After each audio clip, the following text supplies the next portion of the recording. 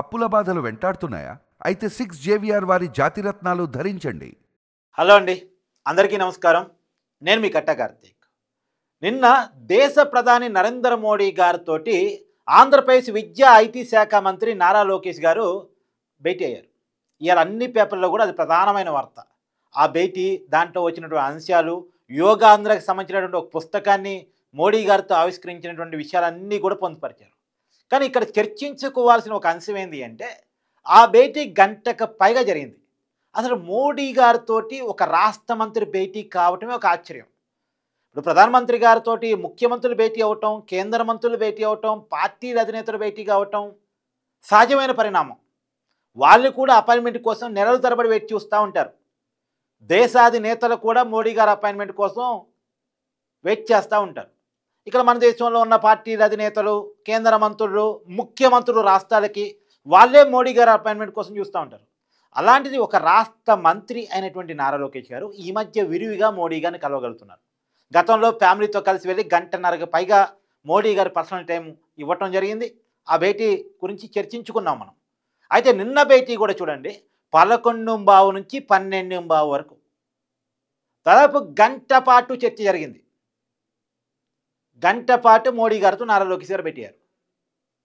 నిజానికి ప్రధానమంత్రి గారిని ఎవరైనా ఒక రాష్ట్ర మంత్రి కలిశారనుకోండి, అదే మామూలుగా అపాయింట్మెంట్ దొరకదు రాష్ట్ర మంత్రులకి, కానీ దొరికింది కలిశారనుకోండి, లేదా ఎంపీలు కేంద్ర మంత్రులు కలిసినా సరే ఒక 10 నిమిషాలు 20 నిమిషాలు అఫీషియల్ మీటింగ్స్లోనే రాష్ట్ర ముఖ్యమంత్రులు కొద్దిగా ఎక్కువసేపు గడుపుతారు ప్రధానమంత్రి గారితో.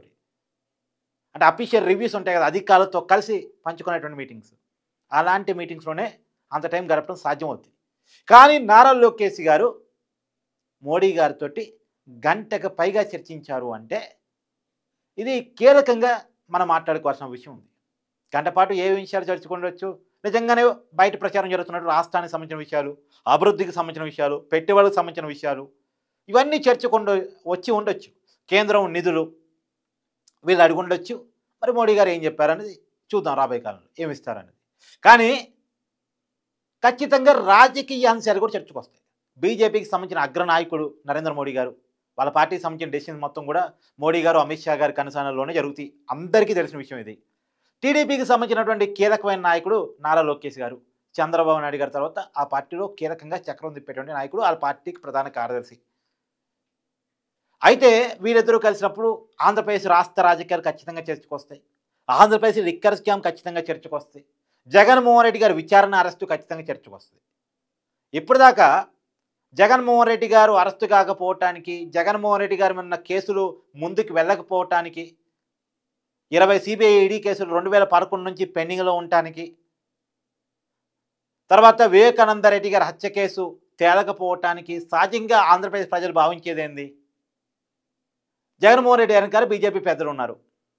బీజేపీ అధిష్టాన ఆశీస్సుల వల్లే జగన్మోహన్ రెడ్డి గారికి ఏమీ కావట్లేదు. నిజంగానే ప్రజలు ఉన్న అనుమానం ఏంటంటే, గతంలో టీడీపీ బీజేపీ విడిపోయిన సందర్భంలో వైసీపీ కొంత బీజేపీ అధిష్టానం దగ్గర కాగలిగింది.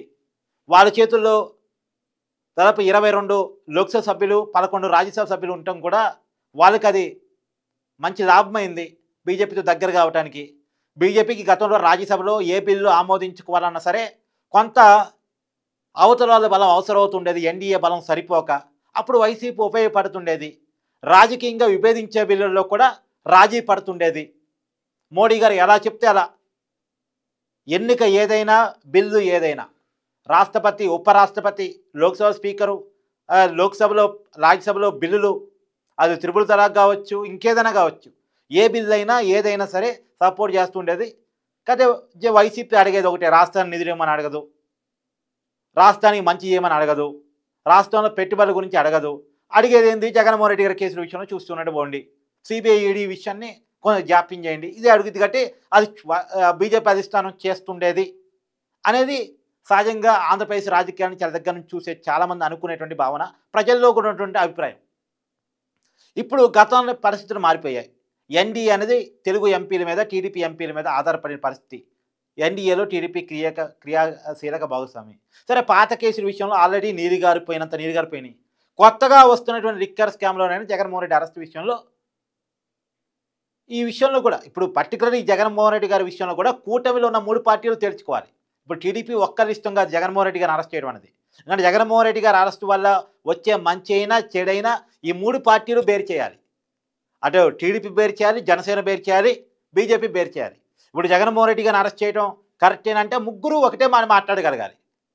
సరే, టీడీపీకి సంబంధించిన అధినేత చంద్రబాబు నాయుడు గారు ఆ పార్టీ డెసిషన్ తీసుకుంటారు. జగన్మోహన్ రెడ్డి గారు రాజకీయ శత్రువు కాబట్టి తప్పు చేశాడని కనుక సిట్టు భావిస్తే అరెస్ట్ చేయండి అని చెప్తాడు. పవన్ కళ్యాణ్ గారు ఆంధ్రప్రదేశ్ డిప్యూటీ సీఎంగా ఉన్నారు, అతనికి కూడా రాజకీయ శత్రువు జగన్మోహన్ రెడ్డి కాబట్టి అతను కూడా కొంత ఓకే చెప్తారు. కానీ బీజేపీ అధిష్టానానికి జగన్మోహన్ రెడ్డి గారు రాజకీయ శత్రువు కాదుగా, చాలా కాలంగా కోఆపరేటివ్గానే ఉంటున్నాడుగా. ఇక్కడ టీడీపీ జనసేనతో పొత్తులో ఉన్నారు కాబట్టి రాజకీయ శత్రువు. కానీ వాళ్ళకి కానీ వాళ్ళ పార్టీకి కానీ సైద్ధాంతిక శత్రువో రాజకీయ శత్రువో జగన్మోహన్ రెడ్డి గారు కాదు. వాస్తవంగా సైద్ధాంతిక శత్రువు కావాలి, కానీ సైద్ధాంతిక విషయంలో జగన్మోహన్ రెడ్డి రాజీ పడుతున్నాడు కదా. మామూలుగా జగన్మోహన్ రెడ్డి సిద్ధాంతం ఏంది? కొంత ప్రోగ్రెసివ్ సిద్ధాంతం, కొంత కాంగ్రెస్ సిద్ధాంతం, కాంగ్రెస్ అనుకూల సిద్ధాంతం. కానీ అయినా సరే తన సిద్ధాంతాన్ని కూడా పక్కన పెట్టి బీజేపీకి ఎప్పుడు కావాలంటే అప్పుడు ఏ రకంగా కావాలంటే ఆ రకంగా ఉపయోగపడుతున్నాడు కదా. కాబట్టి ఆ సాఫ్ట్ కార్నర్ ఇంకొంతకాలం ఉండే అవకాశం ఉంటుంది. ఆ సాఫ్ట్ కార్నర్ కాదు అని చెప్పేసి క్లియర్గా జగన్మోహన్ రెడ్డి గారు చేసినటువంటి క్రిమినల్ యాక్టివిటీస్ని మోడీ గారి ముందు, అమిత్ షా గారి ముందు పెట్టి వీళ్ళు ఏదైతే ఎంక్వైరీ చేశారో దేన్నైతే నిర్ధారించారో, ఏ విషయాలైతే కనుగొన్నారో ఆ విషయాలన్నీ వాళ్ళ ముందు పెట్టి ఆంధ్రప్రదేశ్ లిక్కర్ స్కామ్ ఎంత పెద్దది, ఏ రకంగా మనీ లాండరింగ్ జరిగింది, ఏ రకంగా ఆ రోజు ఎంతమంది జనాలు చనిపోయారు, ఎలాంటి లిక్కర్ అమ్మారు, ఇలాంటి కీలకమైన అంశాలన్నీ మోడీ గారి ముందు పెట్టి వాళ్ళని కూడా ఒప్పించి, బీజేపీ అధిష్టానాన్ని కూడా ఒప్పించి జగన్మోహన్ రెడ్డి గారిని ఎంక్వైరీ చేయటమో అరెస్ట్ చేయటమో చేయాలి. అందులో మనకున్న ఇన్ఫర్మేషన్ వరకు కూటమి అనుకుంటుంది, ఇక టీడీపీ నాయకత్వం కూడా అనుకుంటుంది ఏంటంటే మన చేతికి మట్టి అంటకుండానే జగన్మోహన్ రెడ్డి గారు అరెస్ట్ జరిగిపోవాలి. అంటే లోకల్ సిట్ ద్వారా కాకుండా ఈడీ నుంచి చేసుకురావాలి. కానీ ఈడీ అనుకున్నంత స్పీడ్గా లేదు లిక్కర్ స్కామ్లో. చూడండి, మీరు వార్తలు చూడండి, రోజు సిట్టు అని వస్తుంది తప్ప ఈడీ పలానా ఎంక్వైరీ చేసింది లిక్కర్ స్కామ్లో చాలా పెద్ద మనీ లాండరింగ్ జరిగింది. విదేశాలకు డబ్బులు పోయాయి, రియల్ ఎస్టేట్ డబ్బులు పడ్డాయి, తర్వాత క్యాష్ కూడా దొరికింది. 11 కోట్ల క్యాష్ హైదరాబాద్లో పామోదులో పట్టుకున్నారు. క్యాష్ దొరకగానే ఈడీ ఎంట్రీలో కావాలి, ఇవన్నీ విచారణ చేయాలి. కానీ ఈడీ అనుకున్నంత ఫాస్ట్గా లేదు. సిట్టే ఫాస్ట్గా ఉంది, సిట్టే కనుక్కుంటుంది. కానీ సిట్టి స్థాయి సరిపోదు, ఈడీ ఎంటర్ అవుతేనే ప్రాపర్గా ఎంక్వైరీ ముందుకు వెళ్ళింది. కానీ ఈడీ అనుకున్నంత ముందుకు రావట్లేదు. కాబట్టి ఈ విషయాలన్నీ నిన్న చర్చకుండా వచ్చి ఉండొచ్చు. మరి బీజేపీ అధిష్టానం ఏం చెప్పి ఉండొచ్చు. కానీ ఒక్క విషయం మాత్రం ఇక్కడ మనం గమనంలో పెట్టుకోవాలి, లోకేష్ గారికి మోడీ గారు ఇస్తున్న ప్రయారిటీ. మళ్ళీ చెప్తున్నాను, ఒక రాష్ట్ర మంత్రికి మోడీ గారు అపాయింట్మెంట్ దొరకటం అంత ఈజీ కాదు. కానీ దొరకటం, గంటపాటు చర్చ పెట్టడం. ఇప్పుడు చంద్రబాబు నాయుడు గారికి మోడీ గారు అపాయింట్మెంట్ ఇచ్చి గంటపాటు చర్చించారంటే ఇంతగా మాట్లాడుకోవాల్సిన అవసరం లేదు. మనం చంద్రబాబు నాయుడు గారు 4వ సారి ముఖ్యమంత్రి, రాజకీయాల్లో సుదీర్ఘ అనుభవం ఉంది, ఎన్డీఏ కూటమికి గతంలో కన్వీనర్గా పనిచేశాడు, జాతీయ రాజకీయాలు చక్రం తిప్పాడు. కాబట్టి ఓకే, చంద్రబాబు నాయుడు గారికి గంట టైం ఇచ్చారనుకోవచ్చు. కానీ చంద్రబాబు నాయుడు గారికి కూడా మోడీ గారు గతంలో ఎప్పుడు కూడా అఫీషియల్ రివ్యూస్లో తప్ప ఇలా భేటీ కావటాల్లో కానీ లేదు పర్సనల్ టైంలో కానీ గంటపాటు టైం ఇచ్చిన సందర్భాలు లేవు. జగన్మోహన్ రెడ్డి గారికి కూడా లేవు గతంలో ముఖ్యమంత్రిగా ఉన్నప్పుడు. కానీ మంత్రిగా ఉన్నటువంటి నారా లోకేష్ గారికి ఇవ్వటం అనేది కొంత ఆశ్చర్యాన్ని కలిగిస్తుంది. అంటే లోకేష్ గారికి మోడీ గారికి ఏదో బాండింగ్ కుదిరింది. లోకేష్ గారు మోడీ గారిని చాలా విషయాల్లో కొంత ఒప్పించగలుగుతున్నారు.